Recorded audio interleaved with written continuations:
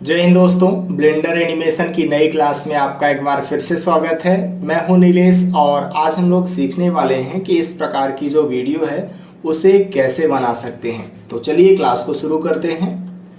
हम लोगों ने पिछली क्लास में इतना जो मॉडल है उसे कंप्लीट किया हुआ है। इसमें मैं आपको दिखा देता हूं कि हमारे पास क्या क्या है और किस प्रकार से हमने बनाया हुआ है। वन प्रेस करके हम लोग फ्रंट व्यू में आ जाते हैं और सबसे पहले हमने इसे बनाया था। मैं एन प्रेस करके एन पैनल को चालू कर लेता हूँ। आप देखिए कि इसका जो ओरिजिन है यानी कि लोकेशन और रोटेशन और स्केल सारी चीज़ें अप्लाई हैं। फिर ये जो हमारा एयरक्राफ्ट है उसमें आप देख सकते हैं कि ये एयरक्राफ्ट की बॉडी है। नम पीरियड प्रेस करके हम लोग पास में आ जाते हैं। इसके लिए भी हमने लोकेशन और रोटेशन स्केल सारी चीज़ें अप्लाई करी हुई हैं। मतलब इसका जो ओरिजिन है वो यहाँ पे है, आप देख सकते हैं। फिर उसके बाद ये पंखियां हैं इस एयरक्राफ्ट की, इसका भी लोकेशन और रोटेशन सारी चीज़ें अप्लाई है। और ये हमने डिज़ाइन देने के लिए बनाया हुआ है कुछ, और इन सबको हमने ज्वाइन किया हुआ है। आपको ध्यान रखना है, जैसे ये पंखियां हैं तो इन सबको हमने ज्वाइन किया हुआ है। उसी तरीके से ये जो हमने डिज़ाइन बनाई है, आप इसे विंडो टाइप का मान सकते हैं, खिड़की जैसे, तो ये भी ज्वाइन है। और नीचे साइड हमने इन पंखियों को भी बनाया हुआ है और इनका भी लोकेशन रोटेशन स्केल सारी चीज़ें अप्लाई हैं। मतलब इसका ओरिजिन यहाँ पे है। फिर नीचे साइड हमने यहाँ पे फायर के लिए बनाया हुआ है। जब आग निकलेगी तो यहाँ पे हम लोग आग का एनिमेशन इसके द्वारा करने वाले हैं और इसके लिए भी हमने सारी चीज़ें अप्लाई करी हुई हैं। जब हम लोग लोकेशन रोटेशन और स्केल अप्लाई कर देते हैं, इसका मतलब ये हुआ कि हमारा जो ऑब्जेक्ट है उसका पिवट पॉइंट यानी कि ओरिजिन इस 3D कर्सर के पास आ जाता है, वर्ड ओरिजिन के पास आ जाता है। इससे होता क्या है कि हम लोग को एनिमेशन करने में थोड़ा सा फायदा होता है। वन प्रेस करके फ्रंट व्यू में आ जाते हैं और ए प्रेस करेंगे, सारी चीज़ें सेलेक्ट हो जाएंगी। नम पीरियड प्रेस करके हम लोग पास में आ जाते हैं। और फिलहाल अभी एन पैनल का कोई काम नहीं है तो मैं एन प्रेस करके एन पैनल को कर देता हूँ बंद। माउस व्हील को रोटेट करके मैं थोड़ा सा यहाँ पे जूम कर लेता हूँ और चलिए हम लोग पेरेंटिंग कर देते हैं। मैं बॉक्स बना के इस एयरक्राफ्ट की जो बॉडी है उसे सेलेक्ट कर लेता हूँ। सारी चीज़ें हमने सेलेक्ट कर ली हैं। मैं ये चाहता हूँ कि इस एयरक्राफ्ट का जो पेरेंट रहे वो इसकी बॉडी रहे, तो शिफ्ट दबा के हम लोग इस बॉडी को सेलेक्ट कर लेंगे। जो ऑब्जेक्ट लास्ट में सेलेक्ट होती है उसके बाउंड्री का कलर अलग होता है, आप यहाँ पे देख भी सकते हैं। नम पीरियड प्रेस करके हम लोग पास में चले जाते हैं। कंट्रोल पी प्रेस करेंगे और ऑब्जेक्ट की ट्रांसफॉर्म पे आपको क्लिक करना है। इसका मतलब ये हुआ कि अगर हम लोग इस बॉडी को सेलेक्ट करके जी प्रेस करके हम वहाँ मूव करेंगे तो सारी चीज़ें इस बॉडी के साथ मूव होने वाली है। राइट क्लिक कर देंगे तो ये वहीं पे आ जाएगा। उसी तरीके से अगर मैं रोटेट करता हूँ आर प्रेस करके तो आप देखिए कि यहाँ पे जो है तो सारी चीज़ें एक साथ इस बॉडी के साथ रोटेट होने वाली हैं। राइट क्लिक करके मैं इसे कैंसिल कर देता हूँ। अब शिफ्ट ए प्रेस करेंगे और मैं ऐड कर लेता हूँ एक एम्प्टी। ये हमने एम्प्टी को ऐड कर लिया है। आपको इतना ध्यान रखना है कि एम्प्टी जब मैं ऐड कर रहा हूँ तो हमारा 3D कर्सर यहाँ पे है, सेंटर पे ही है ऑलरेडी इस बॉडी के। शिफ्ट ए प्रेस करेंगे, एम्प्टी पे जाएंगे और प्लेन एक्सिस को हम लोग यहाँ पे ऐड कर लेते हैं। वन प्रेस करके फ्रंट व्यू में आ जाते हैं। अब मैं ये चाहता हूँ कि इस बॉडी का जो पेरेंट है वो एम्प्टी बने, तो सबसे पहले तो हम लोग बॉडी को सेलेक्ट करेंगे और शिफ्ट दबा के एम्प्टी सेलेक्ट कर लेंगे। कंट्रोल पी प्रेस करेंगे और ऑब्जेक्ट की ट्रांसफॉर्म पे आपको क्लिक कर देना है। वन प्रेस करके फ्रंट व्यू में आ जाएंगे। अब अगर हम लोग इस एम्प्टी को सेलेक्ट करके आर प्रेस करके रोटेट करेंगे तो आप देखिए कि सारी चीज़ें रोटेट हो रही हैं। उसका रीज़न क्या है? उसका रीज़न ये है कि देखिए इस बॉडी का पेरेंट है ये एम्प्टी, यानी कि अगर मैं एम्प्टी को रोटेट करूंगा तो ये बॉडी रोटेट होगा और इन सभी एयरक्राफ्ट के जो भी ऑब्जेक्ट हैं उन सभी में से इस बॉडी को पेरेंट बनाया हुआ है। यानी कि जब ये बॉडी रोटेट होगी इसी वजह से सारी चीज़ें यहाँ पे रोटेट होने लगी। अब मैं एम्प्टी को थोड़ा सा जी प्रेस करके इधर साइड कर देता हूँ मूव। ये हमने कर दिया। चलिए इधर साइड मूव। ए प्रेस करेंगे, सारी चीज़ें सेलेक्ट हो जाएंगी और नम पीरियड प्रेस करेंगे तो ये सारी चीज़ें आ जाएंगी सेंटर में। थोड़ा सा मैं इसे और भी एडजस्ट कर लेता हूँ। चलिए हमने कर लिया इसे इतना एडजस्ट। शिफ्ट ए प्रेस करेंगे और मेश पे जाएंगे और मैं ऐड कर लेता हूँ एक प्लेन। ये हमने प्लेन ऐड कर लिया है। जी जेड प्रेस करके इसे कर देते हैं नीचे साइड मूव। टैब दबा के चले जाते हैं इसके एडिट मोड में, यस प्रेस करेंगे तो ये हो जाएगा स्केल। चलिए हमने कर लिया इसे इतना स्केल। इस एज को सेलेक्ट करेंगे और EZ प्रेस करके इसे कर लेते हैं ऊपर साइड एक्सट्रूड। इस एज को सेलेक्ट कर लेना है और कंट्रोल B प्रेस करके मैं इसे थोड़ा सा कर लेता हूँ बेवल। चलिए हमने इसे कर लिया इतना बेवल। टैब दबा के वापस आ जाएंगे ऑब्जेक्ट मोड में और राइट क्लिक करके सेट ऑटो स्मूथ कर लेते हैं। 1 प्रेस करके फ्रंट व्यू में आ जाते हैं और अब हम लोग यहाँ पे कलरने वाले हैं कलर वगैरह। तो चलिए कलर करते हैं। उसके लिए हम लोग आ जाते हैं मटेरियल प्रीव्यू वाले मोड में और हम लोग इसे सेलेक्ट करेंगे। मटेरियल वाले ऑप्शन में जाना है, न्यू पे जाएंगे और इस पे हम लोग कोई भी मटेरियल लगा लेते हैं। हम लोग चाहें तो थोड़ा सा मेटेलिक की वैल्यू को ज़्यादा कर सकते हैं और चाहें तो रफनेस को थोड़ा सा कम कर देते हैं। और अगर हमें इसे ज़्यादा चिकना दिखाना है तो हम लोग कोट में जाएंगे और ये जो वेट की वैल्यू है इसे भी बढ़ा सकते हैं। जितना ज़्यादा इसे बढ़ाएंगे तो ये उतना ही ज़्यादा हमें चिकना नज़र आने वाला है। इस बॉडी को सेलेक्ट कर लेते हैं हम लोग और इस पे भी कोई मटेरियल हम लोग लगा देते हैं। मैं इसे हल्का ब्लैक टाइप का कर देता हूँ। हल्का ब्लैक हमने ये इतना कर लिया। चाहें तो इसको थोड़ा सा ये वाला कलर दे देते हैं। मेटेलिक को हल्का सा बढ़ा देते हैं क्योंकि एयरक्राफ्ट की जो बॉडी रहेगी वो मेटेलिक टाइप की नज़र आनी चाहिए। और रफनेस को हम लोग थोड़ा सा कम कर देते हैं। इसे भी अगर हमें चिकना दिखाना है तो हम लोग कोट में जाके इसकी वैल्यू जो है बढ़ा देते हैं। आप देखिए कि जब हम लोग कोट की वैल्यू बढ़ाएंगे यहाँ पे वेट में जाके, इस वैल्यू को जितना ज़्यादा बढ़ाएंगे तो ये उतना ही ज़्यादा चिकना नज़र आने लगता है। मैं फ़िलहाल इसे कर लेता हूँ इतना और यहाँ पे रफनेस को थोड़ा सा और कम कर लेते हैं। चलिए इतना ये ज़्यादा ठीक लग रहा है। अब हम लोग इसे सेलेक्ट कर लेते हैं और इस पे हम लोग चलिए रेड कलर कर देते हैं। हल्का सा मेटेलिक की वैल्यू को बढ़ा लेंगे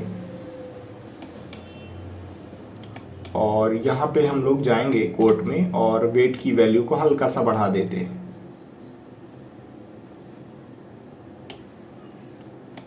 यही रेड वाला मटेरियल हम लोग इन पंखियों में भी लगा लेते हैं। तो इसे सेलेक्ट करेंगे और अब आपको यहाँ पे जाना है और जो हमने रेड वाला मटेरियल बनाया हुआ है उस पर लेफ्ट क्लिक करेंगे तो वही वाला मटेरियल इस पे ऐड हो जाएगा। इस बॉडी को सेलेक्ट करेंगे, टैब दबा के चले जाएंगे इसके एडिट मोड में और कंट्रोल R प्रेस करके मैं यहाँ पे लगा लेता हूँ एक लूप कट और कंट्रोल R प्रेस करके एक लूप कट लगा लेता हूँ और 3 प्रेस करके फिर सिलेक्शन मोड में जाएंगे। 2 बार लेफ्ट क्लिक करेंगे तो पूरा का पूरा लूप सेलेक्ट हो जाएगा और मैं ये चाहता हूँ कि बीच बीच के जो फेसेस हैं वो डीसेलेक्ट हो जाएं। तो उसके लिए सेलेक्ट में जाना है और चेकर डीसेलेक्ट पे क्लिक कर देना है। ये तो बीच बीच में जो एक फेसेस है वो डीसेलेक्ट हो जाएंगे। प्लस पे क्लिक करेंगे, एक नया मटेरियल बनेगा और मैं यहाँ से इसी रेड वाले मटेरियल को चूज कर लेता हूँ और हम लोग असाइन पे क्लिक कर देंगे तो बीच बीच में ये जो फेसेस हैं वो रेड कलर के हमें नजर आने लगेंगे। चलिए हम लोग यहाँ पे भी कंट्रोल R प्रेस करके लूप कट लगा लेते हैं। मैं इधर साइड कंट्रोल R प्रेस करके लूप कट लगा लेता हूँ। ये 3 प्रेस करके फिर सिलेक्शन मोड में जाएंगे, 2 बार लेफ्ट क्लिक करेंगे तो पूरा का पूरा लूप सेलेक्ट हो जाएगा। सेलेक्ट में जाएंगे और चेकर डीसेलेक्ट पे क्लिक करना है। यहाँ पे भी हम लोग लाल कलर वाला जो मटेरियल है उसे लगा लेते हैं। असाइन पे आपको क्लिक कर देना है।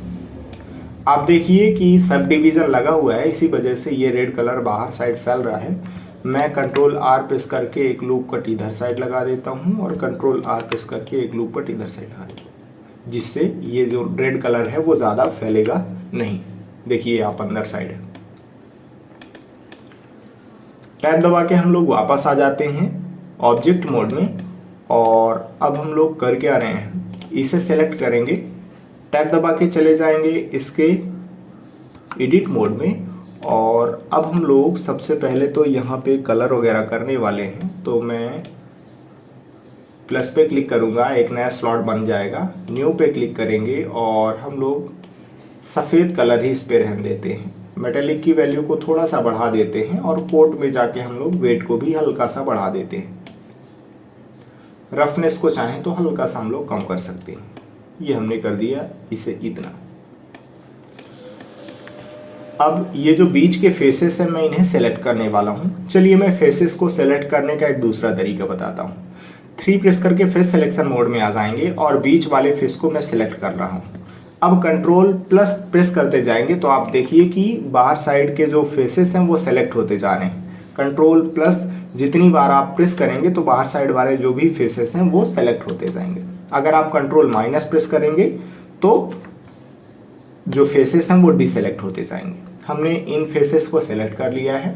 अब हम लोग वापस यहाँ पे आएंगे, प्लस पे क्लिक करके एक नया स्लॉट बना लेते हैं और असाइन पे क्लिक कर देंगे।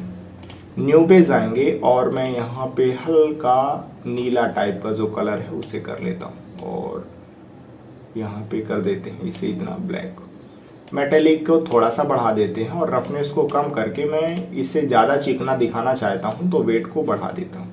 ये हमने कर दिया इसे इतना, और चाहें तो रफनेस को थोड़ा सा और कम कर देते हैं जिससे ऐसा लगे कि ये ग्लास टाइप का है। ये ट्रांसमिशन में जाके हम लोग चाहें तो वैल्यू को यहाँ पे बढ़ा सकते हैं, लेकिन मैं 0 ही रहने देता हूँ फिलहाल।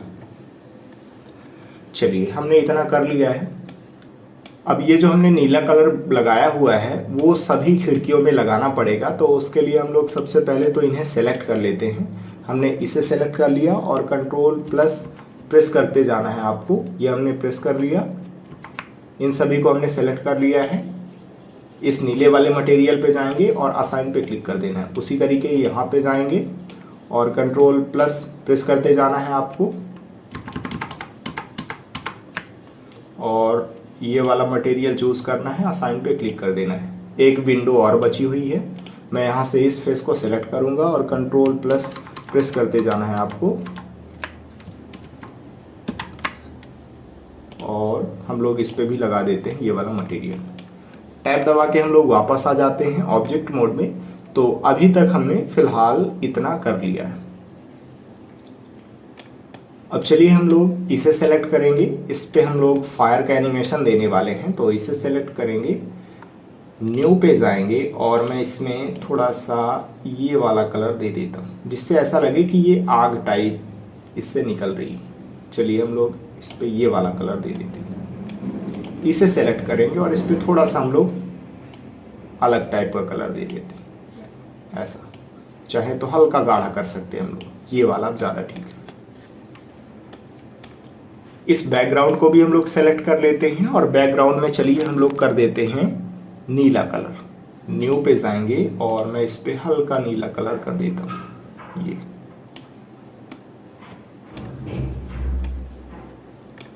शिफ्ट ए प्रेस करेंगे, मेश पे जाएंगे और मैं ऐड कर लेता हूँ एक कैमरा। हमने यहाँ से कैमरे को ऐड कर लिया है। 1 प्रेस करके फ्रंट व्यू में आ जाते हैं और फ्रंट व्यू में रह के मैं कंट्रोल ऑल्ट और 0 प्रेस कर रहा हूँ तो फ्रंट साइड से यहाँ पे हमें एनिमेशन देखने को मिलेगा। अब एन प्रेस करके एन पैनल को चालू कर लेता हूँ और लॉक कैमरा टू व्यू वाला जो ऑप्शन है इसे हम लोग टर्न ऑन कर लेते हैं। अब ऑल्ट और शिफ्ट प्रेस करके मैं 3D व्यू पोर्ट को एडजस्ट कर लेता हूँ और हम लोग इसे थोड़ा सा जूम कर लेते हैं। मैं कर लेता हूँ इतना। इस एम्प्टी को सेलेक्ट करेंगे और जी प्रेस करके मैं इसे थोड़ा सा इधर साइड कर लेता हूँ मूव। अब फिर से हम लोग 3D व्यू पोर्ट को एडजस्ट कर लेते हैं।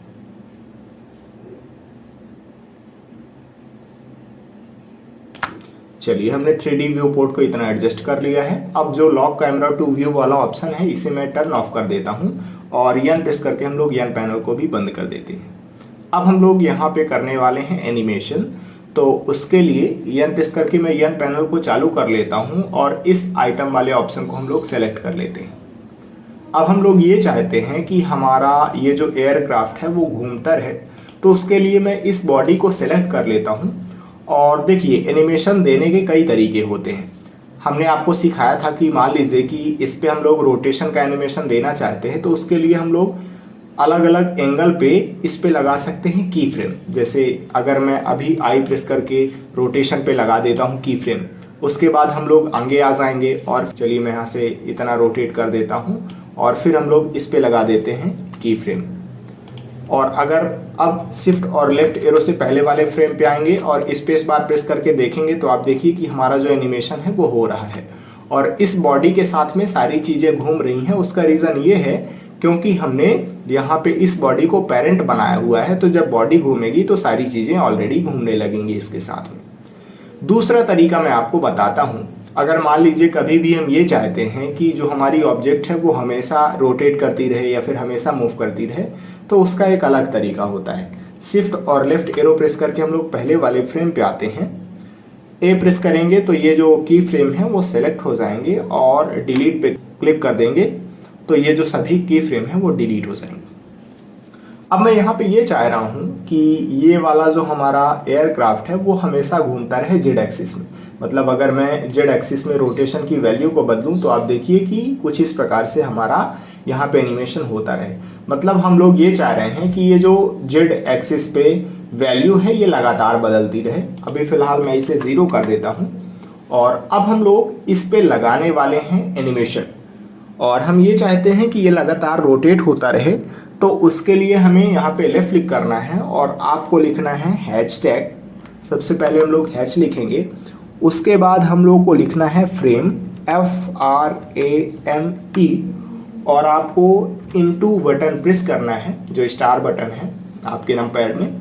और फिर उसके बाद आप इसे जितनी ज़्यादा स्पीड से घुमाना चाहते हैं उस नंबर को यहाँ पे लिखना है, जिससे मैं अभी 1 लिख रहा हूँ और हम लोग कर देते हैं इंटर प्रेस। अब अगर मैं स्पेस बार प्रेस करके देखता हूँ तो आप देखिए कि यहाँ पे ये जो एयरक्राफ्ट है वो लगातार घूमता जा रहा है। और जब हम लोग किसी भी ऑब्जेक्ट पे इस प्रकार से की फ्रेम लगा देते हैं तो उसका जो कलर है वो चेंज हो जाता है, आप यहाँ पे देख सकते हैं। अब अगर मैं स्पेस बार प्रेस कर रहा हूँ तो आप देखिए कि हमारी जो बॉडी है वो काफ़ी तेज़ी से घूम रही है, यानी कि हमें इस वैल्यू को थोड़ा सा कम करना पड़ेगा। तो एक बार मैं फिर से लेफ्ट क्लिक करूँगा और हमने यहाँ पे इतनी चीज़ें लिखी हुई हैं, मैं लेफ्ट एरो यहाँ पे प्रेस कर रहा हूँ और एक को घटा करके चलिए मैं यहाँ पे लिख देता हूँ 0.5, यानी कि आधा हमने कर दिया। अब इंटर प्रेस करेंगे। अब आप देखिए कि इसकी जो स्पीड है वो आधी हो गई है, लेकिन अभी भी काफ़ी ज़्यादा है। मैं यहाँ पे लेफ्ट क्लिक करूँगा और अब हमें यहाँ पे थोड़ा सा इसे और कम कर देना है। चलिए मैं यहाँ पे 0.15 करके चेक कर लेता हूँ।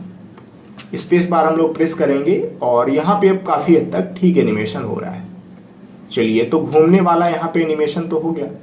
अब इसी तरीके से हम लोग इस ऑब्जेक्ट को घुमाना चाह रहे हैं, इसे हम लोग बाई एक्सिस के अबाउट घुमाने वाले हैं, यानी कि इस वैल्यू को हमें बदलना पड़ेगा। तो चलिए हम लोग यहाँ पे भी लगा लेते हैं की फ्रेम। इस पे लेफ्ट क्लिक करेंगे, आपको सबसे पहले हैच लिखना है, उसके बाद हम लोग लिखेंगे फ्रेम और फिर उसके बाद हमें यहाँ पे इनटू प्रेस करना है। और चलिए हम लोग इसे भी धीमा ही घुमाना चाहते हैं तो 0.15 और इंटर प्रेस करेंगे और इसे देखते हैं कि ये कितनी स्पीड से घूम रहा है। हम ये चाहते हैं कि ये थोड़ा सा और भी स्लो घूमे, तो उसके लिए फिर से यहाँ पे जाएंगे, लेफ्ट क्लिक करेंगे और इस वैल्यू को घटा करके कर देते हैं हम लोग 0.8 और इंटर प्रेस करेंगे।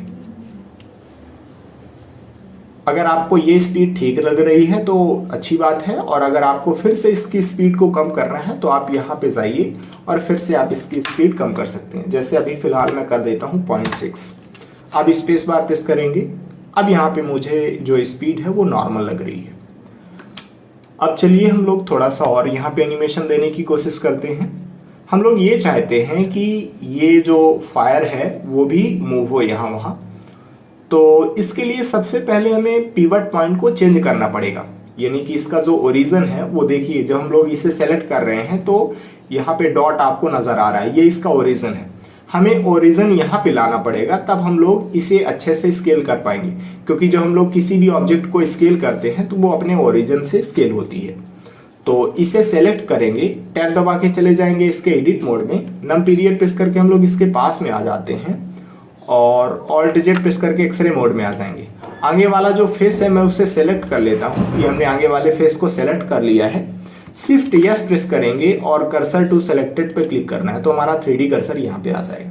टैब दबा के हम लोग वापस आ जाएंगे ऑब्जेक्ट मोड में और इस ऑब्जेक्ट को सेलेक्ट करेंगे, मैं 0 प्रेस करूंगा तो हम लोग वो देखने लगेंगे जो अभी हमारा कैमरा देख रहा है। हमने इस ऑब्जेक्ट को सेलेक्ट किया है और हम ये चाहते हैं इसका जो ओरिजिन है वो यहाँ पे आ जाए। तो उसके लिए ऑब्जेक्ट में जाना है, सेट ओरिजिन पे जाना है और ओरिजिन टू 3D कर्सर कर देना है। तो देखिए इसका जो ओरिजिन है वो यहाँ पे आ गया है।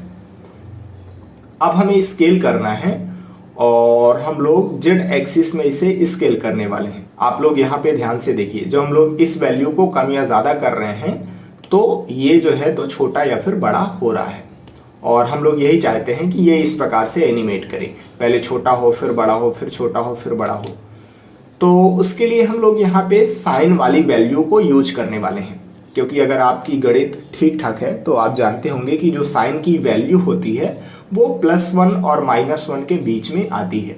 तो उसी तरीके से हम लोग यहाँ पे उसका यूज करके एनिमेशन देने वाले हैं। इस पर लेफ्ट क्लिक करेंगे और हम लोग ये चाहते हैं कि ये साइन की वैल्यू के हिसाब से एनिमेट हो। तो सबसे पहले आपको प्रेस करना है यहाँ पे H, फिर उसके बाद हम लोग लिखेंगे साइन और फिर हम लोग छोटा वाला यहाँ पे ब्रैकेट बना लेंगे और यहाँ पे लिखेंगे फ्रेम और ब्रैकेट को हम लोग कर देते हैं बंद। अब अगर एंटर प्रेस करेंगे और स्पेस बार प्रेस करके देखेंगे तो आप देखिए कि यहाँ पे जो फायर है वो इधर साइड +1 और इधर साइड -1 तक जा रहा है, क्योंकि साइन की वैल्यू हमने यहाँ पे फिट कर रखी है ना। तो साइन की जो वैल्यू होती है +1 और -1 के बीच में जाती है, यानी कि इसी वजह से ये जो फायर है वो इधर साइड +1 जाएगा और इधर साइड -1 जाएगा। अब हम ये चाहते हैं कि ये जो वैल्यू है वो थोड़ा सा कम हो, तो उसके लिए हम लोग यहाँ पे लेफ्ट क्लिक करेंगे, लेफ्ट एरो प्रेस करेंगे, मैं इनटू प्रेस करूंगा और यहाँ पे मैं कर लेता हूँ 0.5। 0.5 का मतलब ये हुआ कि देखिए साइन की वैल्यू +1 से -1 तक जाएगी और +1 -1 में हम लोग करेंगे 0.5 का गुणा।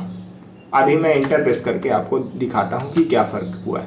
ये देखिए अब ये वाली जो वैल्यू है वो अधिकतम +0.5 तक जाएगी और न्यूनतम -0.5 तक जाएगी, यानी कि अब ये कम कम यहाँ वहाँ जाने वाला है। अब हम ये चाहते हैं कि इसमें थोड़ा सा ऐड हो जाए, कुछ हम लोग ऐड कर देते हैं। तो ये जो फायर है वो इधर साइड नहीं जाएगी बल्कि हमेशा पॉजिटिव डायरेक्शन में ही रहने वाली है। तो इस पर लेफ्ट क्लिक करेंगे और यहाँ पे मैं लेफ्ट एरो प्रेस करूँगा। हम लोग इसमें कुछ ऐड करने वाले हैं, प्लस पे क्लिक करेंगे और यहाँ पे मैं ऐड कर लेता हूँ चलिए 1 और इंटर हम लोग प्रेस करेंगे। अब स्पेस बार मैं प्रेस करके देख रहा हूँ तो आप देखिए कि हमारा जो ये फायर है वो काफ़ी हद तक बढ़िया हो गया है। बढ़िया किस वजह से हुआ है तो थोड़ा सा मैं आपको यहाँ पे और समझा देता हूँ। लेफ्ट क्लिक करेंगे हम लोग और यहाँ पे आप ध्यान से समझिए, यहाँ पे पहले तो साइन लिखा हुआ है, मतलब साइन की वैल्यू आएगी और उसमें गुणा होगा 0.5 का, और फिर उसके बाद जो भी वैल्यू आएगी उसमें हमेशा 1 जुड़ जाएगा। इसी वजह से यहाँ पे जो आग है वो माइनस डायरेक्शन में नहीं जा पा रही, क्योंकि हमने प्लस में 1 जोड़ दिया है। तो अधिकतम ये जो वैल्यू है वो इतनी जाएगी। आप यहाँ पे देख सकते हैं जब फायर हमारी सबसे आगे होती है, और जो न्यूनतम वैल्यू है वो इतनी हो सकती है, यानी कि 0.5 तक हो सकती है। चलिए तो हमने इतना कर लिया। इसे एन प्रेस करके मैं एन पैनल को बंद कर देता हूँ और स्पेस बार प्रेस करके हम लोग देखें तो यहाँ पे हमारा जो एनिमेशन है वो काफ़ी हद तक बढ़िया हो रहा है। अब हम लोग पीछे साइड पार्टिकल्स ऐड करने वाले हैं और हमने आपको सिखाया भी हुआ है पार्टिकल वाले ट्यूटोरियल में। चलिए उसका यूज करके हम लोग देख लेते हैं कि किस प्रकार से पार्टिकल्स का यूज करके हम लोग थोड़ा सा इस प्रोजेक्ट को बढ़िया दिखा सकते हैं। तो उसके लिए शिफ्ट ए प्रेस करेंगे, मेश पे जाएंगे और मैं ऐड कर लेता हूँ एक क्यूब। हमारा क्यूब ऐड हो चुका है। टैब दबा के हम लोग चले जाते हैं इसके एडिट मोड में। 3 प्रेस करके राइट ऑर्थोग्राफिक व्यू में आ जाएंगे और जी प्रेस करके मैं इसे कर देता हूँ इधर साइड मूव, और यस बाई प्रेस करके इसे हम लोग कर लेते हैं स्केल। जी बाई प्रेस करेंगे और थोड़ा सा पीछे साइड ही मूव कर देते हैं इसे, और यस और शिफ्ट बाई प्रेस करके हम लोग कर देते हैं इसे स्केल। चलिए हमने कर लिया इसे इतना स्केल। यस एक्स प्रेस करके चाहें तो और भी इसे कर सकते हैं स्केल। टैब दबा के हम लोग वापस आ जाते हैं ऑब्जेक्ट मोड में, और हम ये चाहते हैं कि ये जो क्यूब है वो पार्टिकल्स को इमिट करे। तो उसके लिए हम लोग पार्टिकल प्रॉपर्टी पे जाएंगे और यहाँ पे जाकर के लेफ्ट क्लिक करना है आपको, प्लस पे क्लिक करेंगे तो एक नया स्लॉट बन जाएगा और अभी इमिटर पे टिक है। आप यहाँ पे देख सकते हैं कि जो होल हैं वो इमिट हो रहे हैं, यानी कि राउंड शेप में बॉल हैं कुछ, वो यहाँ से इमिट हो रही हैं। अगर स्पेस बार प्रेस करके देखेंगे तो आप देखिए कि ये जो बॉल हैं वो नीचे साइड जा रही हैं। मुझे अगर यहाँ पे नंबर्स को बढ़ाना है तो मैं नंबर्स को बढ़ा देता हूँ। हमने यहाँ पे नंबर्स को कर दिया है 2000। हम यहाँ पे ये चाह रहे हैं कि ये जो पार्टिकल्स हैं वो इमिट हो रहे हैं तो एनिमेशन शुरू होने से पहले ही इमिट हो जाए। तो हम लोग यहाँ पे स्टार्ट फ्रेम को कर देते हैं 0 और एंड फ्रेम को भी हम लोग कर देते हैं 0, यानी कि जो पार्टिकल्स हैं 2000 वो सारे के सारे पहले ही यहाँ पे इमिट हो जाएंगे। लाइफ टाइम को हम लोग कर देते हैं यहाँ पे 250। हमने क्यों किया है? क्योंकि मैं इस एनिमेशन को 250 फ्रेम तक रखना चाहता हूँ और हम ये चाहते हैं कि पूरे एनिमेशन में ये पार्टिकल्स बने रहें, इसीलिए हमने यहाँ पे इनका लाइफ टाइम 250 फ्रेम कर दिया है। यानी कि जब हमारा एनिमेशन चलता रहेगा तो ये पार्टिकल्स खत्म नहीं होने वाले हैं, ये हमेशा दिखते रहेंगे।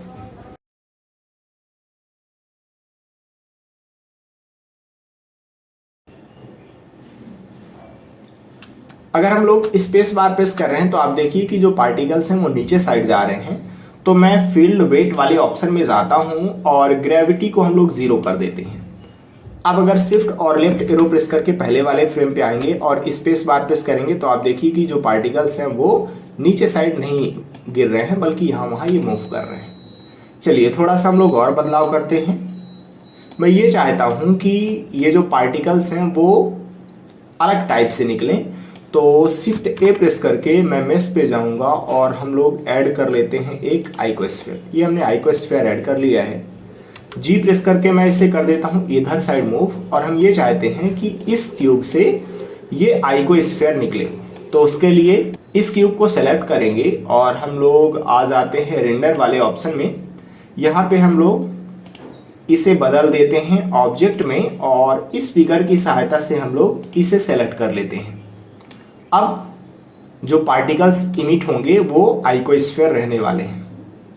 हम लोग स्केल रैंडमनेस को थोड़ा सा बढ़ा लेते हैं। इससे होगा क्या कि ये जो आइकोस्फीयर हैं आप देखिए कि वो छोटे और बड़े नज़र आने वाले हैं, कुछ छोटे रहेंगे कुछ बड़े रहेंगे।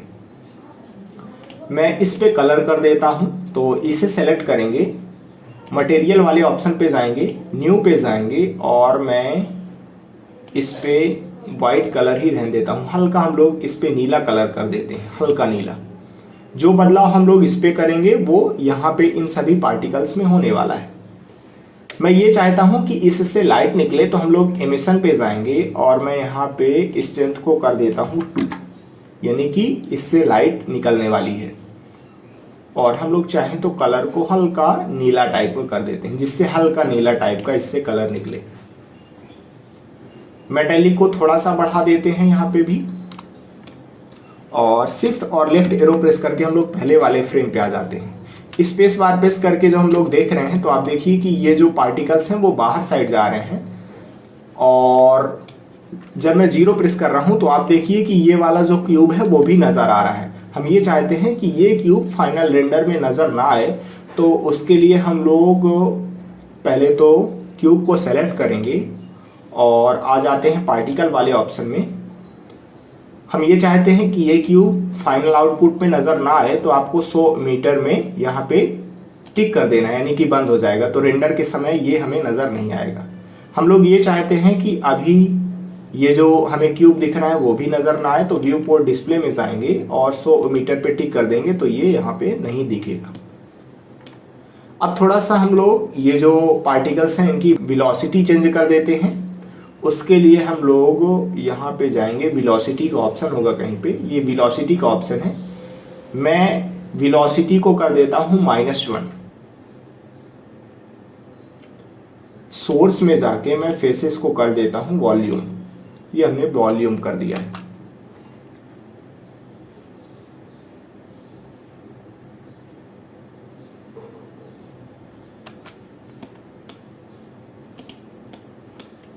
थोड़ा सा हम लोग और बदलाव करते हैं। यहाँ पे ये जो वेलोसिटी है काफी ज्यादा है, मैं यहाँ पे कर देता हूँ 0.5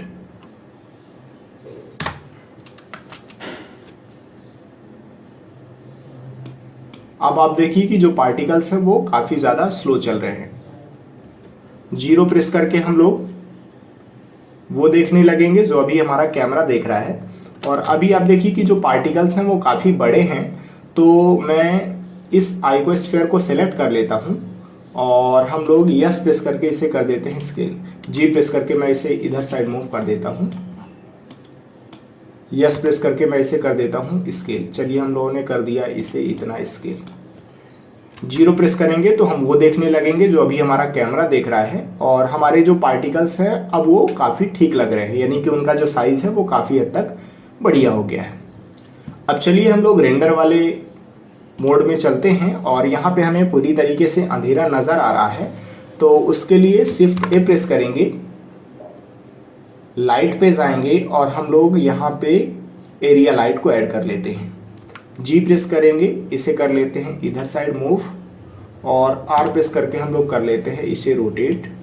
7 प्रेस करके टॉप व्यू में चले जाएंगे और अभी इसकी इंटेंसिटी काफ़ी कम है, तो मैं लाइट वाले प्रॉपर्टी पे जाऊंगा और इसकी इंटेंसिटी को हम लोग बढ़ा के कर लेते हैं 200। 0 प्रेस कर लेंगे हम लोग और हम लोग थोड़ा सा यहाँ पे एक विंडो और बना लेते हैं। यहाँ पे हम लोग सारी चीज़ें बंद कर लेते हैं। टी प्रेस करेंगे तो ये बंद हो जाएगा और हम लोग इन सबको बंद कर देते हैं और यहाँ पे आ जाते हैं रेंडर वाले मोड में। और हम ये चाहते हैं कि बाकी जो चीज़ें हैं वो हमें ना दिखें, तो उसके लिए हम लोग सबसे पहले तो कैमरे को सेलेक्ट कर लेते हैं और व्यू पोर्ट डिस्प्ले में आपको जाना है और पास से पास आउट की जो वैल्यू है उसे बढ़ा देना है। ये हमने कर दिया इसे इतना, यानी कि फाइनल आउटपुट में जिस तरीके का रिजल्ट दिखेगा वो अब हमें यहाँ पे नज़र आ जाएगा। हम लोग इसका डुप्लीकेट कर लेते हैं। तो सबसे पहले हमने इस लाइट को सेलेक्ट कर लिया है, 1 प्रेस करके फ्रंट व्यू में आ जाते हैं। शिफ्ट डी प्रेस करेंगे, इसका डुप्लीकेट मैं इधर साइड कर लेता हूँ और आर प्रेस करके हम लोग कर लेते हैं इसे रोटेट। चलिए हमने इसे कर लिया है रोटेट, लेकिन अभी इस लाइट की परछाई बन रही है यहाँ पे, तो उसके लिए मैं 7 प्रेस करके टॉप व्यू में चला जाता हूँ और जी प्रेस करके मैं कर लेता हूँ इसे इधर साइड मूव और आर प्रेस करके थोड़ा सा रोटेट कर लेते हैं।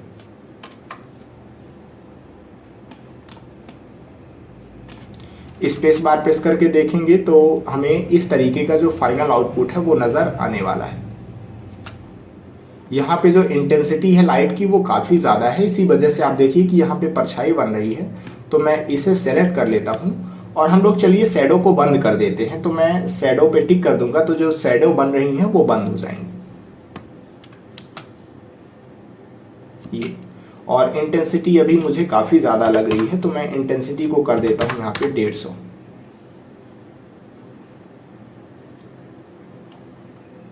इस लाइट को सेलेक्ट करेंगे और इसके लिए मैं थोड़ा सा इंटेंसिटी घटा करके कर देता हूँ 150। अब ये ज़्यादा ठीक है।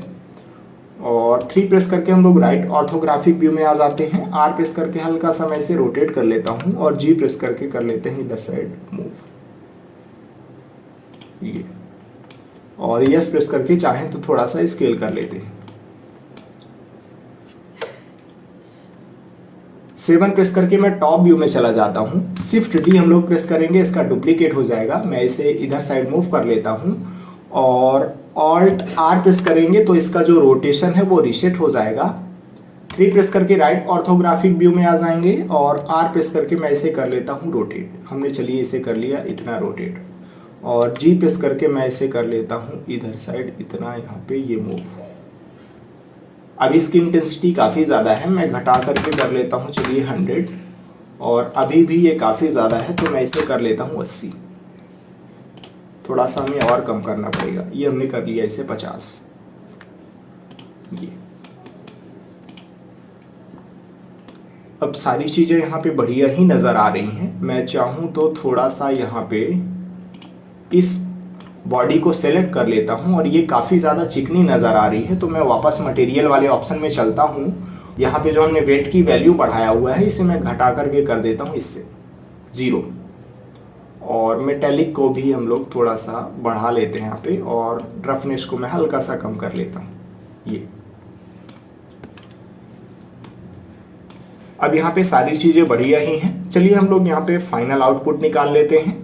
अब हम लोग को रेंडर वाले ऑप्शन में जाना है और मैं यहाँ से रेंडर इंजन को ईवी ही रहने देता हूँ। एम्बिएंट ऑक्लूजन वाला जो ऑप्शन है इसे हम लोग टर्न ऑन कर लेते हैं और जो ब्लूम वाला ऑप्शन है इसे भी हम लोग टर्न ऑन कर लेते हैं। जैसे ही हम लोग ब्लूम वाला ऑप्शन टर्न ऑन कर रहे हैं तो आप देखिए कि यहाँ पे जो लाइटिंग है वो काफ़ी ज़्यादा हमें नज़र आ जाएगी। तो हम लोग इन लाइट की जो इंटेंसिटी है उसे कम कर लेते हैं। चलिए हमने इसे कर लिया 100 वाट और इसे भी हमने सेलेक्ट करके इसे भी कर लिया 100 वाट ये, और इसे सेलेक्ट करके हम लोग थोड़ा सा इसकी भी इंटेंसिटी कम कर देते हैं। मैं इसे कर देता हूँ 30 वाट। वापस हम लोग चलेंगे इस रेंडर प्रॉपर्टी पे और अब हम लोग स्क्रीन स्पेस रिफ्लेक्शन को टर्न ऑन कर लेते हैं और हम लोग इसे यहाँ से टर्न ऑन कर लेते हैं।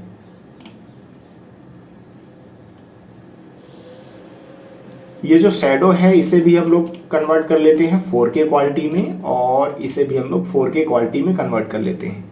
हाई बीट डेप्थ का जो ऑप्शन है इसे भी हम लोग टर्न ऑन कर लेते हैं।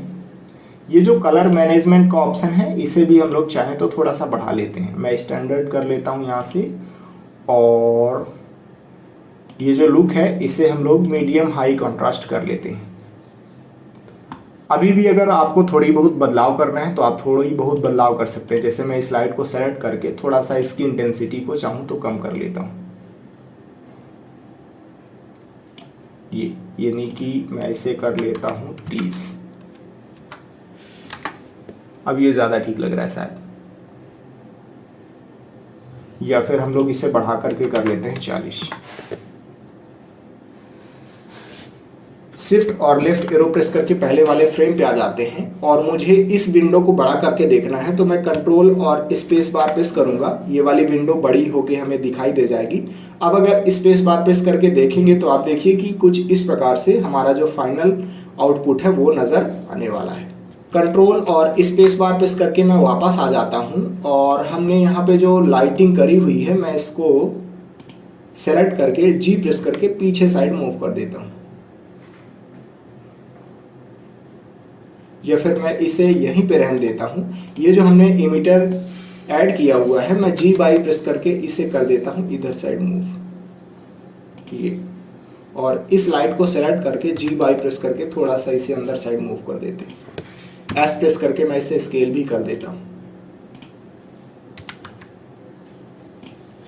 अब यहाँ पे जाएंगे कंट्रोल और स्पेस बार प्रेस करेंगे और यहाँ पे अब मैं अगर एनिमेशन दिखाऊं आपको तो कुछ इस प्रकार से हमारा जो एनिमेशन है वो निकल के आने वाला है। कंट्रोल और स्पेस बार प्रेस करके वापस आ जाते हैं और हमें एनिमेशन यहाँ पे निकालना है तो उसके लिए मैं वापस चलता हूँ इस फाइनल आउटपुट वाले प्रॉपर्टी सेक्शन में और हमें इसी रेशियो में निकालना है फाइनल आउटपुट। तो हम लोग इस रेशियो को यही रहने देते हैं। अगर आपको शॉर्ट्स बनाना है तो आप दूसरा रेशियो चूज़ कर सकते हैं। जैसे आपको चूज़ करना पड़ेगा यहाँ पे 1080 और 1920 यानी कि 16:9 का रेशियो है अभी। अगर आप शॉर्ट बनाना चाहते हैं तो फिर 9:16 का रेशियो आपको चाहिए। हम लोग फ्रेम रेट को यही रहने देते हैं और स्टार्ट फ्रेम और एंड फ्रेम भी सब कुछ सही है। मैं फाइनल आउटपुट कहाँ निकालना चाहता हूँ वो हम लोग यहाँ से डिसाइड करते हैं। उसके लिए फाइल पे जाएंगे और मैं डॉक्यूमेंट वाले फोल्डर पे यहाँ पे निकालना चाह रहा हूँ फाइनल आउटपुट। तो मैं डॉक्यूमेंट फाइल को सेलेक्ट कर लेता हूँ और हम लोग न्यू पे क्लिक करेंगे। एक नया फोल्डर हम लोग यहाँ पे बना लेते हैं और इसका हम लोग नाम रख लेते हैं एयरक्राफ्ट।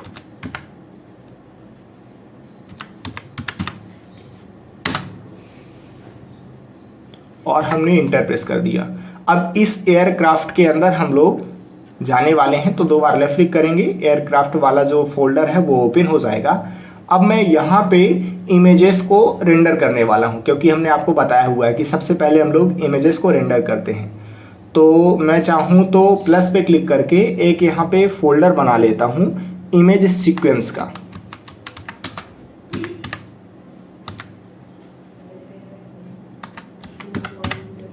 इमेज सीक्वेंस का हमने ये फोल्डर बना लिया है और प्लस पे क्लिक करके यहीं पे हम लोग बना लेते हैं एक फाइनल वीडियो के लिए फोल्डर, फाइनल वीडियो। हमने यहाँ पे 2 फोल्डर बनाए हुए हैं। इस इमेज सीक्वेंस में हम लोग बहुत सारी इमेजेस निकालेंगे और फिर फाइनल वीडियो हम लोग इस फोल्डर में बनाने वाले हैं। तो अभी फ़िलहाल इमेज सीक्वेंस को सेलेक्ट करेंगे और आपको एक्सेप्ट पे क्लिक करना है, तो हम लोग उसके अंदर आ जाएंगे। अब आपको यहाँ पे ध्यान रखना है कि नीचे साइड कुछ भी लिखा नहीं होना चाहिए और हम लोग एक्सेप्ट पे क्लिक कर देंगे। तो हमने यहाँ पे जो फाइनल पाथ है उसे बना लिया है। अब हम लोग PNG को ही सेलेक्ट रहने देंगे यहाँ पे, और सारी चीज़ें हमने अब सेटिंग कर ली हैं। अब आपको कंट्रोल F12 प्रेस करना है। जैसे ही आप लोग कंट्रोल F12 प्रेस करेंगे तो यहाँ पे रेंडर होना स्टार्ट हो जाएगा और ये धीरे धीरे रेंडर हो रहा है। तो अभी आप देख सकते हैं कि हमारी जो इमेजेस हैं वो कंप्लीट हो चुकी हैं। 250 फ्रेम यहाँ पे दिखा रहा है, यानी कि 250 फ्रेम तक जो इमेजेस हैं वो रेंडर हो चुकी हैं। इसे मैं यहाँ से कट कर देता हूँ और हम लोग यहाँ पे जो प्रोजेक्ट बनाए हुए हैं इसे सबसे पहले सेव कर लेंगे।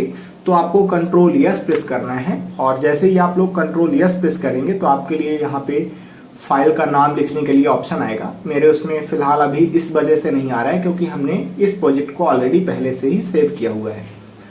अब मैं फाइल पे जाऊंगा, न्यू पे जाना है हमें, और हम लोग एक नया ब्लेंडर फाइल यहाँ पे ओपन करने वाले हैं। तो वीडियो एडिटिंग हम लोग यहाँ पे ओपन करेंगे। अब हमने ब्लेंडर की एक नई फाइल ओपन कर ली है यहाँ पे। अब आपको ऐड में जाना है, इमेज सीक्वेंस में जाना है और हम लोग उन सभी इमेजेस को यहाँ पे लोड करने वाले हैं। तो हमने अभी एयरक्राफ्ट वाला जो फोल्डर है उसे बनाया हुआ था डॉक्यूमेंट फोल्डर के अंदर, इसे ओपन कर लेंगे और इमेज सीक्वेंस में जाके देखेंगे तो आप देखिए कि यहाँ पे बहुत सारे इमेजेस आ चुकी हैं। अब मैं ए से सब कुछ सेलेक्ट कर लेता हूँ। जैसे ही हम लोग ऐड इमेज स्ट्रिप पे क्लिक करेंगे तो अब यहाँ पे जो सभी इमेजेस हैं वो ऐड हो जाएंगी। हमारा जो रेशियो रहेगा यानी कि वीडियो का रेजोल्यूशन वही रखेंगे हम लोग।